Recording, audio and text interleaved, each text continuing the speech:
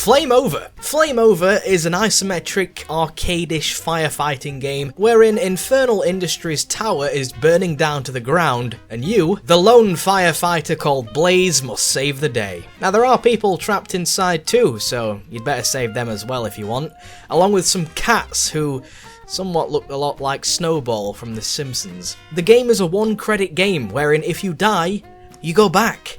One guy? No continues? Saving people will grant you 1 extra minute of time on your timer. Yes, this game is timed, as if it wasn't already hard enough. And saving the cats will give you 1 extra health. Up to a cap, of course. Highly necessary, believe it or not. You will die quite frequently. Now let's just quickly run through your gear. Hose, for spraying water. Fire extinguisher, for extinguishing fire. Water bombs, for bombing water. And of course there are a whole other bunch of shit that you can buy from the caretaker's shop.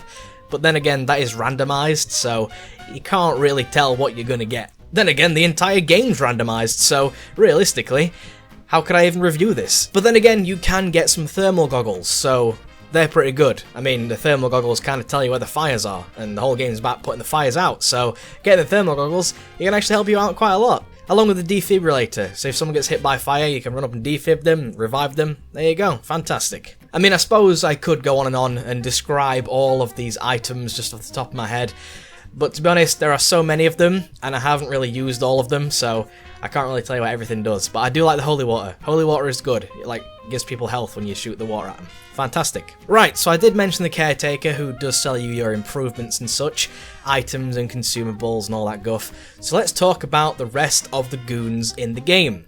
We have the janitor. I think maybe he's homeless. I don't know. Don't ask me. I've only ever met him twice. But if you pay him 5,000 quid, he'll disable all of the electricity in the entire building. Now don't worry, this doesn't turn the lights off or anything.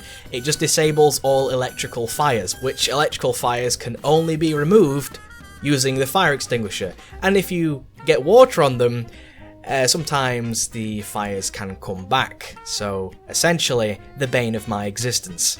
Next up, we have Miss Ion, who will have lots of missions for you to do, ranging from finding her handbag to disabling a nuclear rocket. Keep it light. And finally, we have Death. When the timer runs out, Death will come after you and kill you. If you have any followers or people in the room with you, he will kill them first, which grants you a little bit more time, but in essence loses you time because it removes your ability to save that person and therefore gain back time. Also time. There are 16 floors in total, each divided into 4 tiers. Tier 1 is the office stage, and this is the most basic of them all. Tier 2 is the executive stage, which the difficulty remains pretty much the same, but there are more rooms added in. Tier 3 is the lab stage, wherein the difficulty ramps up so much more, adding in nuclear waste, which can take a very long time to clear, and it will actually return slowly over time along the floor, which is not very good, and you do need water to remove that, so be very careful. And of course, there are cracks in the vents which will spew out fire on occasion. Yeah, you want to cover that up with the fire extinguisher. Bloody hell. Tier 4 is the factory stage, which is a rough combination of all the stages together. Lots of rooms, lots of nuclear waste. Arguably though, this is the easiest tier, however, since you're actually further through the game now, and you should have quite a few upgrades. Now you can actually upgrade Blaze once you start another game, and these upgrades range from refilling your tank faster to becoming more resilient to fire, and thus you can spend a little bit more time in the rooms without taking any damage. And there are some other things like finding more stuff in the little wardrobes and little cabinets that you find. You know, that kind of thing. You can find clocks in there which give you more time, find health and stuff. Sometimes you can find more water bombs, and you can actually find some money, which is theft, and that's illegal, so don't do that. Now there's actually so much to talk about in this game, including the sheer amount of references. Well, then again, I only know about 3 or something. But anyway, mainly the Pac-Man references. They're absolutely everywhere. There's Pac-Man on the floor, Pac-Man in the pizza.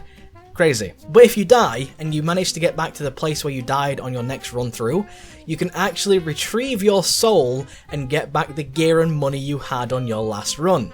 Dark Souls style. All in all, this game is very fun, very frustrating, but very addictive. And you can actually beat the entire game in under an hour. I mean, that is a trophy in the game, so you kinda have to do it, don't you? Speaking of trophies, I don't think I will ever get the Platinum Trophy.